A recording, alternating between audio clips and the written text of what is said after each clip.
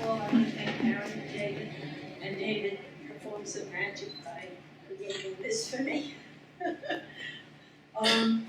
When my daughter Regina and I went to Burr in 2008, we never expected to become part of a genetic family.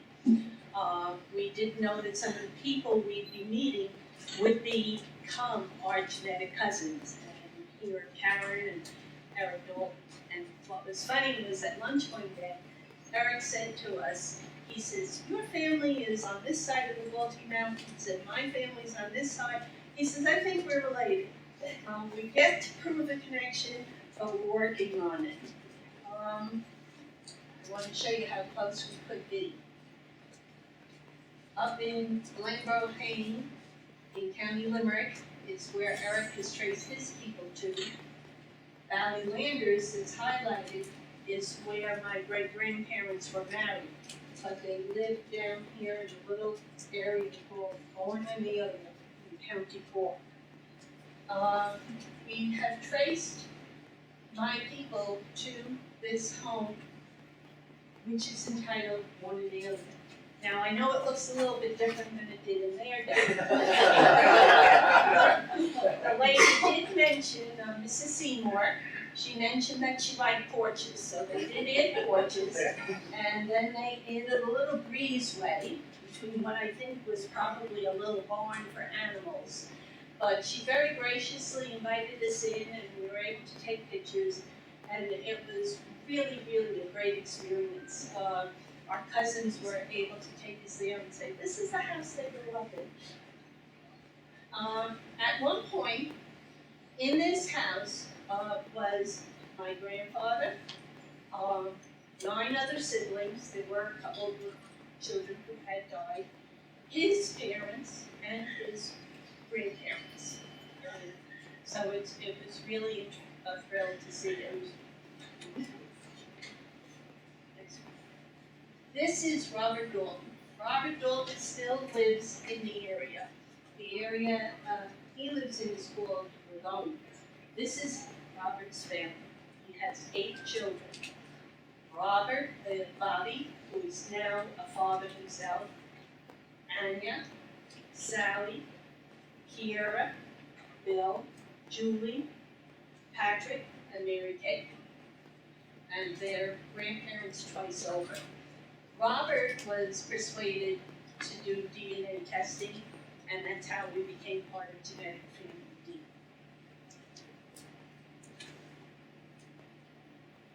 All right. After we became part of Genetic Family D, I found there was a new testee in Genetic Family D, and I contacted him, William Dalton.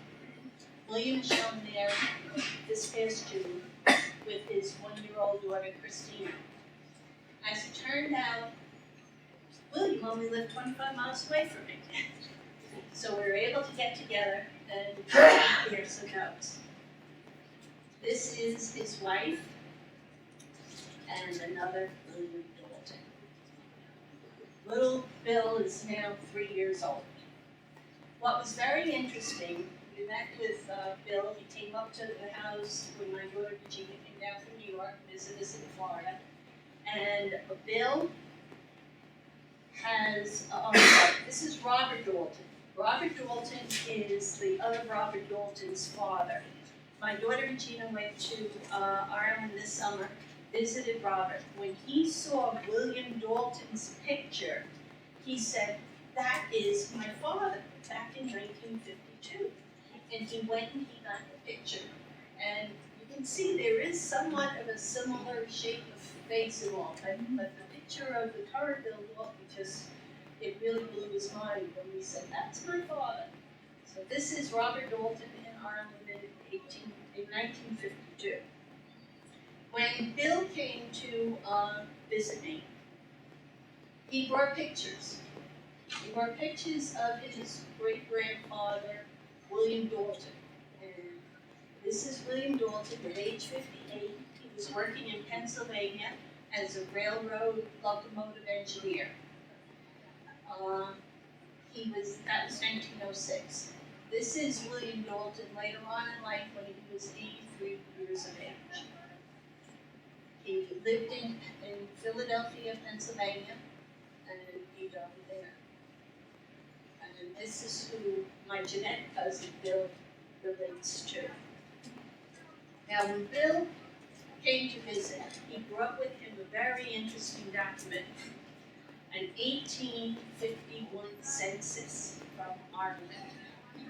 This document was created, I'm very sure, to prove the age of his great-grandfather, and probably for pension purposes. He didn't have a birth certificate with him, and I'm sure if he wanted to collect from the railroad, he needed some proof that he was of age. And we'll get into the other part of this document later, but this document came along with Bill. It was received March 28, 1934, in whatever office it had to be presented to. And what it did was it told us that he came from Tipperary in the barony of Clanwilliam in the parish of Clonborough in Tankerstown. That gave a focus as to where his family came from. That led to looking up Griffith's valuation, and here's his great-great-grandfather, William Dalton, and next door lived a Winifred Dalton. Well, that opened up other questions. I was able to go into one of the things on Roots Web in County Tipperary and found a woman who said she was a descendant of this Winifred Dalton. She is Rosemary Williams. She lives in Australia, Victoria, Australia, and in corresponding with her, she is sure that her husband, James Dalton, was the brother of William Dalton. Still trying to prove that. James Dalton did die in Ireland in 1844-45, and is buried with a child. Winifred did remarry. She married a Thomas Carey, and she moved to Australia. But the only son of Winifred and James never married. So he died without children, without male children. He had female children. But she has no one to get DNA testing from. So there is a tombstone in Philadelphia Cemetery in the townland of Turin, which bears the inscription, "To the memory of James Dalton of Tankerstown, who departed this life the 6th of May, 1844, aged 46. And also his infant child Catherine departed December 1834, erected by his beloved wife Winifred Dalton, alias Lunid. They settled in Beechwood and Chiltern, Victoria, and I am in the process of investigating Winifred because her mother had a surname of Bryan, and the William Dalton shown there was married to Mary Bryan. So we're sort of hoping that although we can't find a marriage record in that very area for both William and Mary and Winifred and James, we're hoping that maybe through the Bryans we'll be able to find them.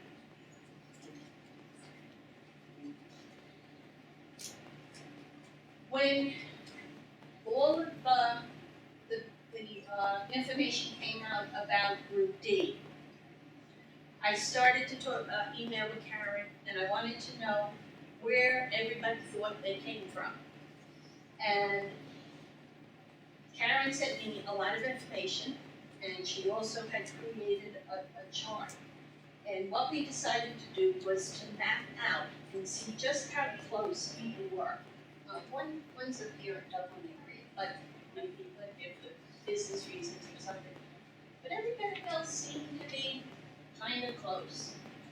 So we decided to look at whether or not we could find a common ancestor. Eric's given me a lot of information. He knows his family is in this Glenburn area. I've gotten histories from other people too. What we can't seem to do yet is to find exactly who connects with who. But the gotta be there somewhere.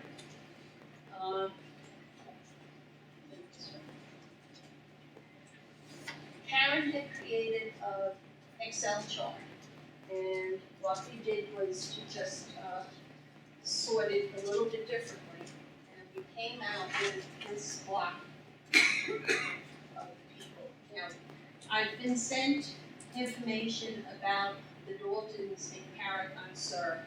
I cannot find any connection between them and Tankerstown yet. I've had a survey done by the Tipperary Family History Center, and interestingly, and we just got it to Karen and Eric, William Francis Dalton of Tankerstown, they found a baptismal record from 1796, and it's from the Thurles Cathedral area. So and the name on it is Peter Dalton. So we're sort of hoping that maybe we'll find some kind of connection. I think you saw Eric's map downstairs. There's a whole area of Daltons from Brentonstown in Tipperary. There's Peter Dalton's on that list.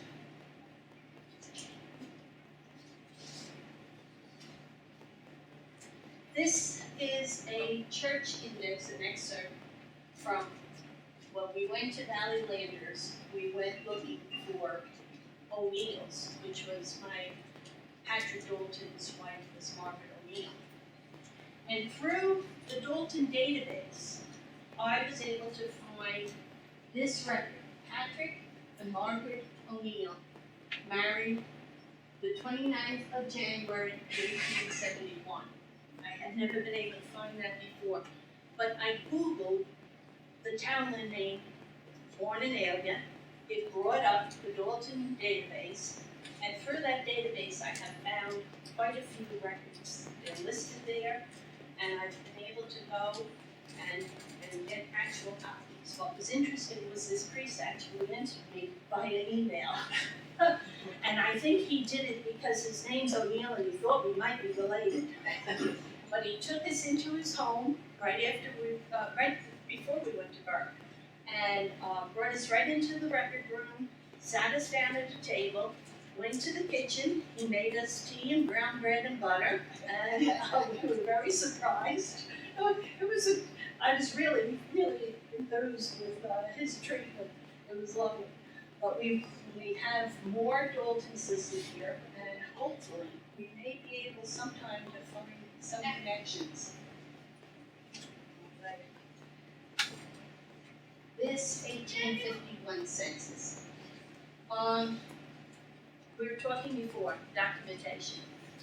Documentation is probably one of the best ways we're going to have to try to find who connects to who. This is what they sent William Dalton. The only problem is they didn't fill in the blanks. He's down as the 10th child, the 11th child. I would have loved to have the names of all the brothers and sisters. I'm sure there were a lot of them. Tipperary did not come up with all of them. But this was the actual size of that document. I took pictures when William brought it to the house. And I looked at it, and finally realized this is giving us some information. Sometimes it's not always correct. The date of the marriage on this is 1816. That would have made Mary Ryan Dalton only 8 years old.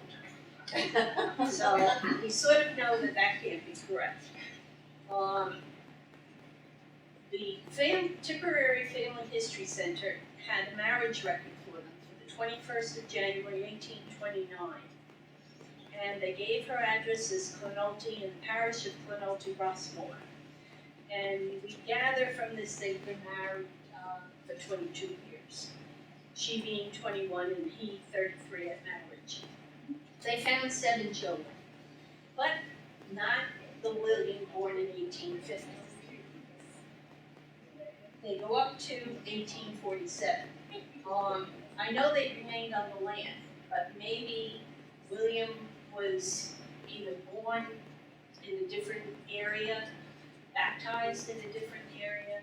We still haven't found that record. The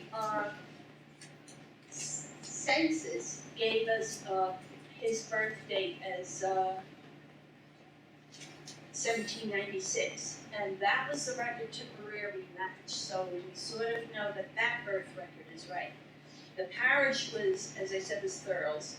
The difference between Thurles and Connolty is only 2.8 miles, so it's very possible for William Dalton and Mary Ryan to have met somewhere. The distance from Thurles to Tankerstown is 28.3 miles, so I don't quite know how they migrated, although anything is possible. Bill Dalton had received a copy of his grandfather's death certificate, and there is some corroborating information, such as the name of his mother, his wife, Mary Ryan, and basically they're a little bit off on the age, but it's a really pretty good match.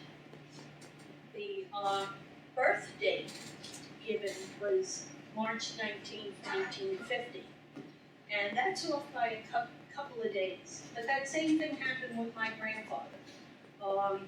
His birth record given by his mother is the 10th of May, 1888, but he had a baptismal record for the 6th of May, 1888. So even his mother was wrong. Right. Other records that help. Land records. This is the land record for William Dalton. And it tells how much land he had. It gives a lot of neighbors. And what's interesting is on some of the baptismal records, some of the neighbors are listed as sponsors for the baptisms. Here's James. It tells, it's hard to see, but it does tell you when James took over the property. That gives you a point in time to get a death certificate for William. And then you can follow this all the way through, and it tells you the successors. There was a Marie, there was a James, and the last one, when they did the land purchase act, it was Seamus. And actually this woman, Rosemary Williams in Australia, had talked with Seamus Dalton, because she was trying to find out more, and he didn't know anything about the family history. But there were other people that gave her some information, and that helps. Let's see. We were able to get the death certificate. This was another record on the Dalton database, and I was able to verify it, and I was able to get a copy emailed to me. And what was very interesting was Mary Ryan again, but Denise this time. So the Ryans and the Daltons in this area are intermingled.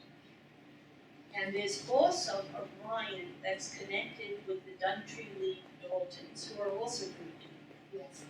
So there's a whole connection that's bound to be discovered at some point in time. All right. Research goals. The goals for our genetic family deed can be applied to all genetic families. We want to identify the county of origin for all the testees that are unknown at this time. There are 5 unknowns. Or cabins, we want to link all these families in the same county. Even if we link 2 of them, it would be a plus, because then we can go from there. I try not only to find the immediate ascendant ancestor, but the siblings, because I think maybe some of our links are going to be through these siblings. I think one of the things we could all do is to put our family trees in the database. Get the GenComs loaded up, upload them to the various genetic families that are listed in the database. You go in and you take a look at that, and sometimes something just snaps. Maybe I know, maybe this is a connection. It might be a piece of a puzzle that helps us all. And one other thing that's very important is sharing information. Eric and I and Karen and I, we share a lot of information. Eric's sending me more maps. He sent me that great big map that really helped a lot. And he's done such a tremendous amount of research. It's fantastic. There's just things we can pick up, and even if we just email somebody else who's looking in the same line, it could help. There are documents that we find. It's in the library. I put a couple on a flash drive. I'm just going to email him the copies that I got. You just never know. Really, documentation is what's going to help us at this point, because it'll take us so far, and we can make it clear. Any questions?